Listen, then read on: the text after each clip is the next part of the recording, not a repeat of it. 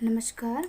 तो आज हम करने जा रहे हैं ES 112 का महिला और शिक्षा, इसके बारे में पढ़ेंगे। उसके बाद हमारा ये चैप्टर कंप्लीट हो जाएगा। महिलाओं के समकालीन मुद्दे स्वास्थ्य और कानूनी पक्ष के बाद ये चैप्टर हमारा कंप्लीट हो जाएगा। तो अभी शुरू करते हैं महिला और शिक्षा। इसमें मैं बता दूं कि हम क्या क्या पढ़ेंगे। तो शिक्षा और महिला पुरुष के बीच सामाजिक भेदभाव पर आधारित असमानता के बारे में पढ़ेंगे। उसके बाद पढ़ेंगे महिला नामांकन और उसे बनाए रखने को प्रभावित करने वाली कारक के बारे में, जिसके अंदर पढ़ेंगे पारिवारिक और सामाजिक कारक, संरचना और वितरण प्रणालियों की सीमाएं। आपको ये अच्छे से समझ में आ जाएगा। मैं आपको इसलिए बता रही हूँ कि आपको पता रहे कि हम क्या क्या पढ़ने वाले हैं। उसके बाद पढ़ेंगे शिक्षा की विषय वस्तु और विचारधारा, कि जो शिक्षा है उसकी क्या विचारधारा होनी चाहिए। उसके बाद अनौपचारिक शिक्षा और पूर्ण साक्षरता कार्यक्रम के माध्यम से महिला शिक्षा। उसके बाद ये चैप्टर हमारा कंप्लीट हो जाएगा। तो भी शुरू करते हैं। शिक्षा और महिला पुरुष के बीच सामाजिक भेदभाव पर आधारित असमानता एक विग्न दृष्टि से। तो शुरू करते हैं। शिक्षा और महिला पुरुष के बीच सामाजिक भेदभाव पर आधारित असमानता मानव विकास के लिए। आपसे बस यही कहूँगी कि आप ध्यान से सुने, आपको अच्छे समझ में आएगा। मानव विकास के लिए शिक्षा सबसे महत्वपूर्ण साधन है। शिक्षा एक बहुत महत्वपूर्ण है मानव के विकास के लिए। भारत में महिलाओं की समाज में जो स्टेटस है, जो परिस्थिति है महिलाओं की समाज में को सुधारने के लिए अपनाए गए विभिन्न उपायों में महिला शिक्षा को सबसे अधिक प्राथमिकता दी गई है। यद्यपि भारत में शिक्षा लोगों की समाज आर्थिक परिस्थितियाँ, उनकी मनोवृत्तियाँ, नैतिक मूल्य और संस्कृति से बंधी हुई है। मतलब जो मानव है, जो इंसान है, वो अपनी परिस्थितियाँ और उनकी जो विचारधाराएँ हैं, जो उनकी संस्कृति है, उससे इंसान बंधा हुआ है, मानव बंधा हुआ है। पूर्व ब्रिटिश काल के दौरान, अंग्रेजों के काल के पूर्व ब्रिटिश काल के दौरान शिक्षा का संबंध शोषण तथा और सीमित संरचना को बढ़ावा देने वाली सामाजिक धार्मिक संस्थाओं से था। ब्रिटिश काल के दौरान शिक्षा उपनिवेशिक शक्ति का माध्यम बन गई। जिसके ब्रिटिश जब थे उनके दौरान की बात की जा रही है। ब्रिटिश काल के दौरान शिक्षा उपनिवेशिक शक्ति का माध्यम बन गई। इसने एक छोटे से अल्पसंख्यक मतलब जिनकी संख्या कम हो, तो इसने एक छोटे से अल्पसंख्यक समूह को ही शिक्षा तक पहुंचने के योग्य बनाया और इसी समूह ने शिक्षा का लाभ उठाया। बहुत अल्पसंख्यक मतलब बहुत कम संख्या में लोगों ने शिक्षा का लाभ उठाया। 19वीं शताब्दी में समाज सुधारकों ने महिला शिक्षा के लिए मांग उठाई। जो समाज सुधारक थे, जैसे विवेकानंद को ले लीजिए, और विवेकानंद काफ़ी सती प्रथा को ख़त्म करने वाले काफ़ी लोगों की इसमें योगदान रहा, जिन्होंने कह सकते हैं महिलाओं को आगे बढ़ाया। तो 19वीं शताब्दी में समाज सुधारकों ने महिला शिक्षा की मांग उठाई। स्वतंत्रता प्राप्ति के बाद से नीति बनाने वालों ने सार्वभौमिक शिक्षा के लिए तर्क किए और समाज में समानता लाने के लिए शिक्षा को एक माध्यम माना। फिर भी अभी तक किए गए प्रयत्नों के बावजूद महिलाओं की समानता के प्रति शिक्षा प्रणाली पर्याप्त योगदान नहीं दे सकी है। कि अभी भी बहुत जगह ऐसा देखने में आता है कि जहाँ शिक्षा जो है महिलाओं तक नहीं पहुँच रहा है। आगे इसमें पढ़ते हैं। फर्स्ट पॉइंट पढ़ते हैं, महिला साक्षरता। 1951 से लेकर 1981 के दौरान, इसके बीच में 1951 से लेकर 1981 तक के बीच के दौरान महिलाओं की साक्षरता दर में 7.93% से बढ़कर 4.8% तक सुधार हुआ है। बढ़ती आबादी के चलते इसी समय निरक्षर महिलाओं की कुल संख्या 15.7 लाख से बढ़कर 241.7 लाख हो गई, मतलब ज़्यादा हो गई। इससे आगे की जनगणना रिपोर्ट को देखें तो पता चलता है। मतलब आपको रिपोर्ट का ये बता रहे हैं कि कितनी कम हुई कितनी ज़्यादा हुई। 1911 में 1000 निरक्षर मतलब होता है जो पढ़े लिखे ना हो। 1000 निरक्षर पुरुषों के पीछे 1055 निरक्षर महिलाएं थीं। मतलब अगर 1000 पुरुष जो हैं अगर पढ़े लिखे नहीं हैं तो महिलाओं की संख्या समझ लीजिए 1000 से 55 ज़्यादा है। और 1981 में महिलाओं के लिए आंकड़े 1822 हो गए थे। कब? 1981 में महिलाओं के आंकड़े कहीं ना कहीं बढ़ रहे थे, पढ़ाई लिखाई के मामले में ना होकर, मतलब उनको शिक्षा उन तक नहीं पहुंच रही थी, तो उनकी संख्या दिन ब दिन बढ़ रही थी। 1981 के आंकड़े ये दर्शाते हैं कि उस समय कुल निरक्षर जनसंख्या का 57% महिलाएं थीं और 70% स्कूली बच्चों में लड़कियां थीं जिनका नामांकन नहीं किया गया था। मतलब उनका नाम नहीं लिखा गया था, नामांकन नहीं किया गया था। 1991 में महिला साक्षरता दर 39.28% थी और 2001 में ये दर बढ़कर 54.28% दर्ज हुई। इसमें सारे आंकड़े बताए गए हैं। आप ज़रूरी नहीं कि आप सभी को लिखें, आपको जो सूटेबल लगता है, जो भी आपको ठीक लगता है वो आप एग्ज़ाम में लिख सकते हैं। 1991 में कुल निरक्षरों में 60.8% महिलाएं थी तथा ये आंकड़े ग्रामीण क्षेत्र में और भी अधिक हैं। 2001 में कुल निरक्षरों में 64% महिलाएं पाई गईं। महिला पुरुष साक्षरता दरों में अगर अंतर की बात की जाए तो 1951 में 18.30% अंक था। अगर परसेंटेज पॉइंट की बात की जाए तब 1981 में ये अंतर बढ़कर 26.62% हो गया। मतलब कहीं ना कहीं इसमें यही बात है, घुमा फिरा के यही बात की गई है कि जो निरक्षर जो भी संख्या है वो धीरे धीरे बढ़ती गई है। और 1991 में ये अंतर थोड़ा कम होकर 24.84 हुआ और 2001 में ये और कम 1.7% अंक तक पहुंच गया, परंतु फिर भी ये अंतर संतोषजनक रूप से कम नहीं हुआ है। तो उसमें यही चीज़ बताई गई है कि संख्या की बात की जाए तो धीरे धीरे बढ़ती ही गई, कहीं पे कम तो कहीं पे ज़्यादा, लेकिन ज़्यादातर बात की जाए तो निरक्षर की जो संख्या है वो बढ़ती गई है।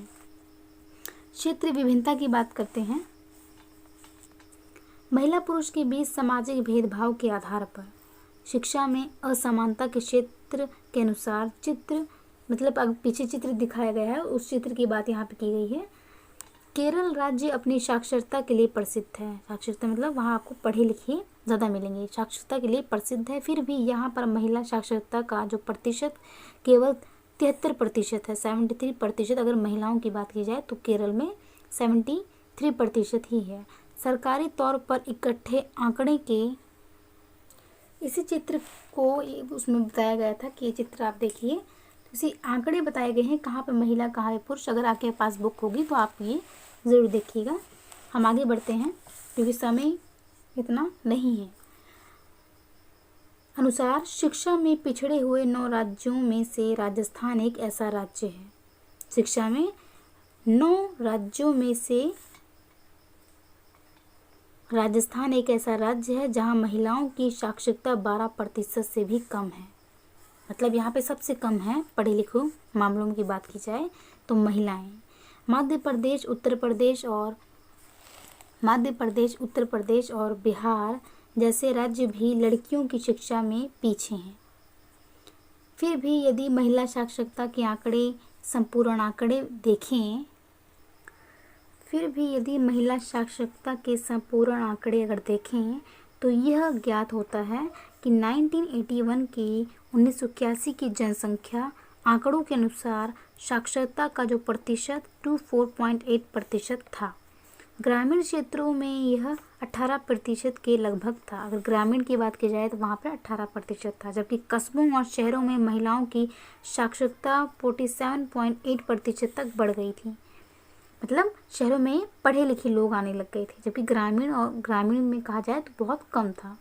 महिला साक्षरता में केरल राज्य सबसे आगे 2001 तक भी बना हुआ था, जब वहाँ महिला साक्षरता दर 87.86% दर्ज की गई। मतलब वहाँ पे महिलाओं की अब साक्षरता जो दर है, पढ़े लिखी की बात की जाए तो ज़्यादा थी, महिलाएं वहाँ पढ़ी लिखी अब बढ़ रही थी। दूसरी ओर बिहार सबसे पीछे है। बिहार की बात की जाए तो बिहार सबसे पीछे है, जहाँ महिला साक्षरता दर 35.57% है। जिन राज्यों और केंद्र शासित प्रदेशों में 50 से भी कम साक्षरता दर है, 50 से भी कम मतलब पढ़ाई लिखाई मामले में बिल्कुल ही लो पोजीशन की बात की जाए तो वे है राजस्थान, जिसमें 34.34%। अरुणाचल प्रदेश की बात की जाए तो आप ऐसा लिख सकते हैं कि जो केंद्र शासित प्रदेश हैं या राज्य जो हैं जो 50 से भी कम हैं, तो आप सीधा ऐसे लिख सकते हैं राजस्थान, अरुणाचल प्रदेश, दादरा और नगर हवेली जो एक केंद्र शासित प्रदेश है, उत्तर प्रदेश राज्य, जम्मू कश्मीर, झारखंड, ये सारे जो आते हैं ये 50 से भी कम साक्षरता दर पर आते हैं। तो आप इस तरह एग्ज़ाम में लिख सकते हैं, अगर क्योंकि ये जो आंकड़े हैं ये किसी को भी याद नहीं रहेंगे। आगे बढ़ते हैं। 2001 में ग्रामीण क्षेत्र में महिला साक्षरता दर 6.5% था, जो शहरी क्षेत्रों की तुलना में बहुत कम था। तो आप अगर ग्रामीण और शहरी क्षेत्रों की बात की जाए तो आप आंकड़े न लिखकर ऐसे लिखें कि ग्रामीण क्षेत्रों में जो साक्षरता दर है वो बहुत कम है, और अगर शहरी क्षेत्रों की बात की जाए तो वहाँ पे जो साक्षरता दर है वो ज़्यादा है। शहरी क्षेत्रों में ये दर 72.99% था। तो आगे हम देखते हैं। देखिए कि कौन कौन से राज्य महिला शिक्षा से पिछड़े हुए हैं।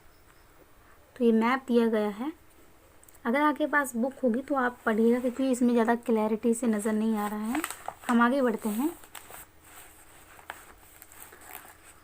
स्कूल में नामांकन। स्कूल में नामांकन का मतलब किन बच्चों का स्कूल में नाम लिखा हुआ है। तो आगे बढ़ते हैं। सरकारी आंकड़े ये दर्शाते हैं, जो सरकारी आंकड़े हैं ये दर्शाते हैं कि कुल जनसंख्या का, अगर कुल जनसंख्या की बात की जाए तो कुल जनसंख्या का 93.6% भाग 6.11 वर्ष तक की आयु समूह का है। इस समूह के सारे बालक बालिकाएं स्कूल जाते हैं, जो लड़के लड़कियां हैं वो स्कूल जाते हैं। यहाँ देखा गया है कि इस आयु समूह के सभी लड़के का नामांकन करवा दिया गया है। लड़कियों की निम्न भागीदारी सार्वभौमिकता में रुकावट बनती है। लड़कियों की जो नाम है स्कूल में लिखवाने का वो सबसे कम है। आंकड़ों को ध्यान से देखें तो पता चलता है कि ये बात सही है। 1997.98 में प्राथमिक स्तर पर लड़कों का नामांकन लगभग 100% था, जबकि लड़कियों का केवल 81.2% था। वार्षिक रिपोर्ट, मानव संसाधन मंत्रालय ने इस रिपोर्ट को प्रकाशित किया। यह आवश्यक है कि नामांकन लक्ष्यों और आंकड़ों को ध्यान में रखकर हम इनकी समीक्षा तीन दृष्टिकोणों से करें। मतलब 3 नज़रिए इन्होंने बताया कि कैसे करना चाहिए। पहला, विशिष्ट श्रेणी में कम अथवा अधिक आयु के बच्चों का नामांकन। कम और अधिक आयु के बच्चों का नामांकन मतलब होता है कि स्कूल में नाम कितने बच्चों का नाम लिखा है, कितनी आयु के बच्चों का नाम है, कितनी आयु के बच्चों का नहीं है। तो नामांकन कुल का 20% होता है, जिससे आंकड़े वास्तविक नामांकन से अधिक दर्ज हो जाते हैं। दूसरा, इन सरकारी आंकड़ों की तुलना में श्रम शक्ति में लगे लगभग 50 लाख बच्चों के आंकड़ों से करने की आवश्यकता होती है। यदि बहस के लिए इसे मान भी लिया जाए कि अधिकतर कामकाजी बच्चे बड़े आयु वर्ग समूह के हैं जहां पर नामांकन कम है, परंतु दूसरी ओर ये नकारा नहीं जा सकता कि 10 साल से कम आयु के बच्चों का भी कुछ प्रतिशत कामकाजी है। मतलब 10 साल से कम उम्र के बच्चे की बात की जाए तो उनका भी प्रतिशत कामकाजी का मतलब है कि वो स्कूल में नाम ना होकर वो काम कर रहे हैं कहीं पर। यह वास्तविक स्थिति का जायज़ा लिया जाया स्पष्ट होगा कि बच्चों की स्कूल में उपस्थिति कम है। स्कूल, यहाँ स्कूल लिखा हुआ है, स्कूल में जो उपस्थिति बढ़त कम है। स्कूल के रजिस्टर में उन बच्चों का नाम तो होता है, परंतु वे कभी स्कूल नहीं जाते हैं। अब जो जो कह सकते हैं गरीब वर्ग के बच्चे हैं, वो उनका स्कूल में नाम तो होता है सिर्फ दिखावे के लिए, लेकिन वो स्कूल नहीं जाते हैं। तीसरे की बात की जाए, ये संभावना है कि 2005 तक 6 से लेकर 11 साल तक के जो एज की बात की जाए, समूह के सभी लड़कियों का स्कूल में नामांकन किया जा सकेगा। इसके साथ ही ये भी देखना अति महत्वपूर्ण होगा कि सन 2010 में ये लड़कियां कहाँ होंगी। कहने का अभिप्राय ये है कि क्या ये बच्चियां तब तक स्कूल में नामांकित होंगी अथवा अपने घरों, खेतों और विभिन्न व्यवसायों में वापस काम पर चली जाएंगी। आगे के भागों में ये देखा जाएगा कि लड़कियां स्कूल जाती हैं या नहीं। यदि वे स्कूल जाती हैं तो कुछ वर्षों के पश्चात स्कूल क्यों छोड़ देती हैं, कि मतलब स्कूल अगर वो परमानेंट जाती हैं तो कुछ 2-3 साल में ही कहीं ना कहीं वो स्कूल क्यों छोड़ देती हैं, क्या कारण है। तो आगे बढ़ते हैं, हम ये जानने की कोशिश करते हैं। ये प्रश्न दिए गए हैं, अगर आपके पास बुक होगी तो आप करिएगा, नहीं तो हम वैसे भी चैप्टर पढ़ ही रहे हैं, इसमें सब कुछ आ जाएगा। आगे बढ़ते हैं, महिला नामांकन और उसे बनाए रखने को प्रभावित करने वाले कारक। यद्यपि लड़कियों के नामांकन को सुधारने और महिलाओं के लिए पूर्ण शिक्षा देने के विभिन्न प्रयास किए गए हैं, फिर भी शैक्षणिक संस्थाएं जहां शिक्षा ली जाती है, शैक्षणिक संस्थाओं में उनका नामांकन पुरुष की तुलना में बहुत कम है। मतलब उनका नाम लिखा जाता है जो बहुत कम होता है। बालिकाओं की स्कूल छोड़ देने की दर विशिष्ट रूप से अधिक है। बहुत ज़्यादा है कि लड़कियां स्कूल छोड़ देती हैं, या तो लगती भी हैं तो कुछ 2 साल या 1 साल में ही वो स्कूल छोड़ देती हैं। शिक्षण संस्थाओं में लड़कियों के नामांकन और उसे बनाए रखने को बहुत से कारक प्रभावित करते हैं। बहुत से कारण होते हैं जो स्कूल छोड़ने पर वो बता देते हैं कि हमें ये कारण है इसलिए हम स्कूल छोड़ रहे हैं। इन्हीं 3 प्रमुख शीर्षों के अंतर्गत विभाजित किया गया है। तो पहला देखते हैं क्या कारण है, पारिवारिक और सामाजिक कारण, फर्स्ट पॉइंट है इसका। दूसरा है संरचना और वितरण प्रणाली की सीमाएं। तीसरा है शिक्षा की विषय वस्तु और विचारधारा। ये बहुत मायने रखते हैं कि लड़कियां क्यों पीछे रह जाती हैं, क्यों स्कूल बीच में ही छोड़ देती हैं। इन कारकों की विस्तृत व्याख्या करने से पूर्व आइए हम इन विस्तृत कारकों के विभिन्न पहलुओं को सूचीबद्ध कर लें, मतलब जान लें। तो पारिवारिक और सामाजिक कारक में क्या आएगा, पारिवारिक परंपराएं आएंगे और बाल विवाह आएगा।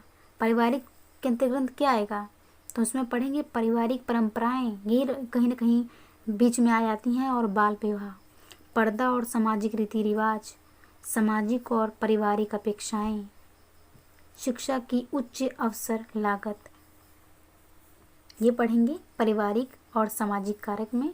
दूसरे में हम पढ़ेंगे संरचना की वितरण प्रणाली की सीमाएं के अंतर्गत क्या आता है, तो घर से स्कूल की दूरी, स्कूल की अलचीली समय सारणियाँ, महिला अध्यापकों का अभाव, इसमें हम ये सब चीज़ें पढ़ेंगे। और उसके बाद लड़कियों के स्कूल का अभाव, लड़कियां हैं, लड़कियों के स्कूल का अभाव, अध्यापकों की अपर्याप्त संख्या, मतलब अध्यापक जो हैं बहुत कम संख्या में हैं, अपर्याप्त प्रोत्साहन, जो छात्रवृत्ति, दोपहर का भोजन, फीस, किताबें, इसके बारे में जानेंगे। विद्यालयों के लिए भवनों और अन्य उपकरणों की अपर्याप्त सुविधाएं, अनुसूचित शिशु देखभाल सुविधाएं, कि जो बच्चे होते हैं उनकी देखभाल जो होती है बहुत कम होती है। आगे इसमें पढ़ेंगे शिक्षा की विषय वस्तु और विचारधारा में क्या जानेंगे हम, तो शिक्षण विधियाँ जानेंगे, अध्यापकों में और पाठ्य पुस्तकों में तथा पाठ्यक्रमों में दुर्ग्रह के बारे में जानेंगे। इस इकाई में निम्नलिखित 3 उपभागों में इसको बांटा गया है। तो पारिवारिक और सामाजिक कारक में हमने पहला क्या पढ़ना है, पारिवारिक परंपराएं और बाल विवाह। तो क्या कारण है, तो इसमें पढ़ेंगे पारिवारिक परंपराएं और बाल विवाह। किसमें, परिवार और पारिवारिक और सामाजिक कारण क्या हैं जो बच्चों को, जो लड़कियां हैं उन्हें शिक्षा बीच में ही छोड़ देती हैं। तो पारिवारिक परंपराएं और बाल विवाह, किसी भी सामाजिक आर्थिक पृष्ठभूमि वाले परिवार को देखा जाए तो मालूम होगा कि शिक्षित होने के आदर्श में तथा लड़की होने की धारणाओं में एक तरह का विरोध पाया जाता है। परिवार में और पालन पोषण के लिए स्त्री योचित गुणों की अपेक्षा होती है। जबकि शिक्षा पाने के लिए विचारों की स्वतंत्रता, जिज्ञासा की भावना, पढ़ी बातों को याद करके सीखने और अधिक सामान्य स्तर पर समक्ष व्यक्तियों और परिवार से हटकर अन्य लोगों से मिलने जुलने की ज़रूरत होती है। मध्यम वर्गीय परिवार बीच का रास्ता अपनाते हुए लड़कियों को कुछ निश्चित पाठ्यक्रमों में पढ़ाई करने के लिए भेज देते हैं, कि मतलब थोड़ी बहुत पढ़ाई कर लें। मध्यम वर्ग के जो परिवार होते हैं, अधिसंख्य परिवारों में लड़कियों को घरेलू कामों से हटाकर स्कूल भेजने को तर्कहीन अथवा व्यर्थ माना जाता है। मतलब कि लड़कियों को घरेलू काम बहुत इम्पोर्टेंस रखता है, ना कि शिक्षा। तो तर्कहीन और व्यर्थ माना जाता है। घरों में काम का बंटवारा महिला पुरुष के बीच सामाजिक भेदभाव पर आधारित श्रम विभाजन के अनुसार होता है, कि जैसे कार्य तुम्हारा है, तुम्हें यही काम करना चाहिए, मेरा काम ये नहीं है, मुझे ये घर का काम नहीं करना चाहिए। अगर पुरुष इस प्रकार कहें तो कहीं न कहीं सामाजिक आधार पर, सामाजिक भेदभाव पर आधारित श्रम विभाजन के अनुसार होता है, और महिलाओं और लड़कियों को काफ़ी काम दे दिया जाता है। यह माना जाता है कि लड़कियों का प्राकृतिक रूप से ही ऐसा स्वभाव होता है कि वे दूसरों की देखभाल के लिए प्रवृत्त हो जाती हैं और स्वयं के अपने कार्यकलापों जैसे स्कूल जाना अथवा मित्र के साथ खेलना आदि में अपना समय बर्बाद नहीं करती हैं। तो लड़कियों में ये पहले से ही डाल दिया जाता है कि तुम्हें घर की देखभाल करनी है, बाहर समय अपना बर्बाद मत करो, उधर ना जाओ। तो कहीं ना कहीं ये चीज़ें उनमें पहले से होने लग जाती हैं। बाल विवाह और पर्दा अथवा महिलाओं को अलग रखने जैसी परंपराएं महिलापन की धारणा से संबंधित है। बाल विवाह निरोधक अधिनियम, जो शारदा अधिनियम के नाम से विख्यात है, बाल विवाह निरोधक मतलब होता है एकदम मनाही। बाल विवाह निरोधक अधिनियम 1929 में पारित और 1930 में लागू किया गया था। इस अधिनियम के अनुसार विवाह योग्य आयु लड़कों के लिए 18 वर्ष और लड़कियों के लिए 14 वर्ष निर्धारित की गई थी, कि विवाह के लिए योग्य कितनी आयु होनी चाहिए। तो लड़कों के लिए जो निर्धारित की गई थी वो 18 साल के लड़के 18 साल के होने चाहिए, तब उनकी शादी होनी चाहिए। और लड़कियों की बात की जाए तो 14 साल की उनकी उम्र होनी चाहिए, तब उनकी शादी होनी चाहिए। ये कब बाल विवाह निरोधक अधिनियम के अंतर्गत 1929 में पारित और 1930 में लागू किया गया था। पारित इसे 1929 में किया गया था और लागू उसे 1930 में किया गया था। इस अधिनियम को 1949 और 1956 में संशोधित किया गया था और अब इसके अनुसार विवाह योग्य आयु लड़कों की 21 वर्ष कर दी गई है और लड़कियों की 18 वर्ष कर दी गई है। और 1980 के दशक में अंत में भारत की परिवार नियोजन संस्था द्वारा किए गए अध्ययन में देखा गया कि लगभग 1 करोड़ लड़कियों का विवाह 11 वर्ष से कम आयु में ही कर दिया गया था। कब? 1980 के दशक के अंत में 11 साल से कम उम्र में ही लड़कियों का विवाह कर दिया गया था। ग्रामीण क्षेत्रों में लड़कियों का विवाह प्राय 15 साल तक की आयु में और शहरों में 15 वर्ष के शीघ्र पश्चात कर दिया जाता है। मतलब 15 साल की आयु में गांव में कर दिया जाता है और 15 साल से आगे थोड़ी और उम्र हो जाए उसके बाद शहरों में कर दिया जाता है।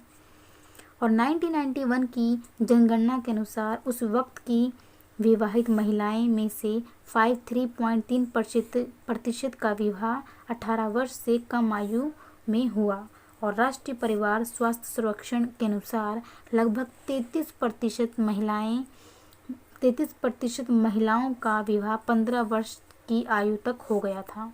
33%, अगर 100 मान के चलो आप, 33% जो महिलाएं हैं उनका 15 साल की उम्र में विवाह हो गया था। राजस्थान में आखा तीज के दिन लगभग 50,000 बच्चों का विवाह प्रतिवर्ष किया जाता है। कहाँ पे? राजस्थान में। आखा तीज के दिन 50,000 बच्चों का जो विवाह है प्रतिवर्ष किया जाता है, जिनमें से तो बहुत छोटे बच्चे ही होते हैं। समाचार पत्रों में रिपोर्ट किए गए अध्ययनों के अनुसार कर्नाटक के बेलगाम जिले और आंध्र प्रदेश के कृष्णा जिले में बाल विवाह सामान्यतः होते हैं। यहाँ पर सामान्यतः होते रहते हैं यहाँ पर।